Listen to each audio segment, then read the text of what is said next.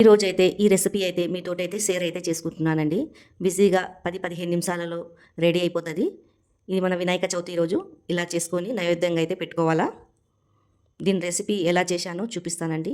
టేస్టీగా చాలా బాగుంటుందండి. ఇలా చేసుకొని దేవునికి అయితే నైవేద్యంగా అయితే పెట్టుకోవాలా. దీని ప్రాసెస్ ఎలా చేశానో చూపిస్తున్నానండి. ఇక్కడ వచ్చేసి అయితే 1 టేబుల్ స్పూను నెయ్యి అయితే తీసుకున్నాను. తర్వాత కప్పు సగం అయితే శనగపిండి అయితే తీసుకున్నానండి. దీన్ని జల్లించుకొని అయితే తీసుకున్నాను. తర్వాత ఒక సగం కప్పుడు అయితే పోసుకుంటున్నానండి శనగపిండి. దీన్ని బ్రౌన్ కలర్లో అయితే రానియాల, మాడిపోవద్దు. మనం తిప్పుతూనే ఉండాలండి, కింద ఏమైనా మాడిపోతుంది. స్లో మంట పెట్టుకోవాలా. చూడండి, మనము కలర్ అయితే చేంజ్ అయిపోతుందండి, తెలిసిపోతుంది అప్పుడే మనకి. చూడండి, ఇలా తిప్పుతూనే ఉండాలా. మనం తిప్పకుంటే కింద మాడిపోతుందండి. కలర్ చేంజ్ అయ్యే వరకు కలుపుతూనే ఉండాలండి. చూడండి, ఇలా మెజర్మెంట్కి మనం కప్పు సగం తీసుకున్నాం కదా, చక్కెర కూడా కప్పు సగం అయితే తీసుకొని మిక్సీ అయితే పట్టుకోవాలా. పట్టుకున్నాక ఇది కూడా కలబెట్టుకోవాలండి అంతా మంచిగా. చూడండి, ఇలా అప్పుడు ఇది కూడా నెయ్యిలో ఫ్రై అయితే అవుతుంది. చూడండి, తర్వాత నేను గిలాసడు అయితే పాలైతే తీసుకున్నాను.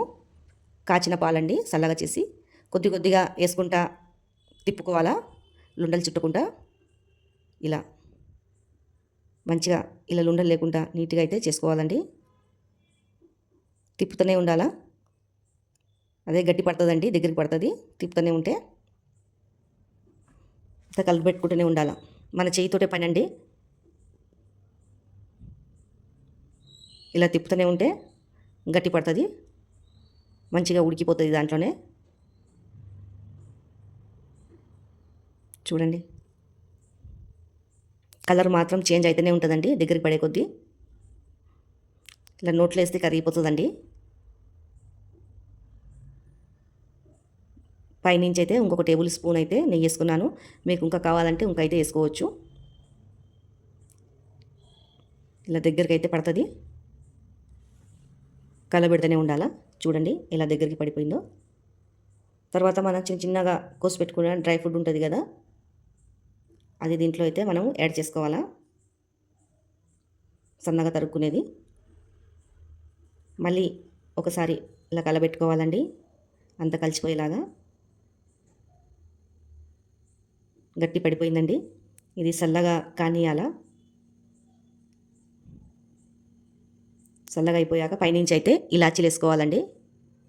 ఇలాచీలు వేసుకొని ఇలా తిప్పేసుకోవాలా. పైనుంచి మనం నెయ్యి పోసుకొని తర్వాత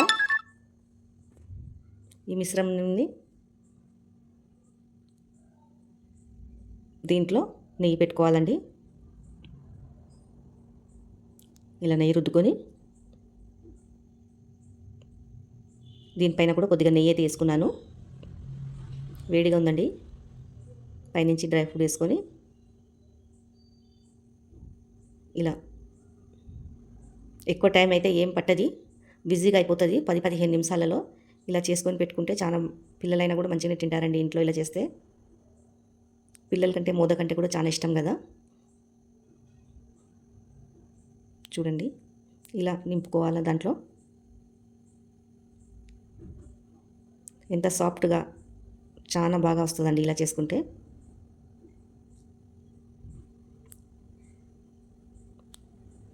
చూడండి, ఎంతో మంచిగా మోదకైతే రెడీ అయిపోయింది. ఇలా అంతా చేసుకోవాలా. అంతా ఒక్కొక్కటి ఇట్లా చేసుకొని అయితే మొత్తం పక్కకైతే పెట్టుకోవాలండి. చూడండి, మరి కొద్దిగా ఇట్లా డ్రై ఫ్రూట్స్ వేసుకొని చేసుకోవాలా. చూడండి, ఇవన్నీ ఇలా చేసుకోవాలండి.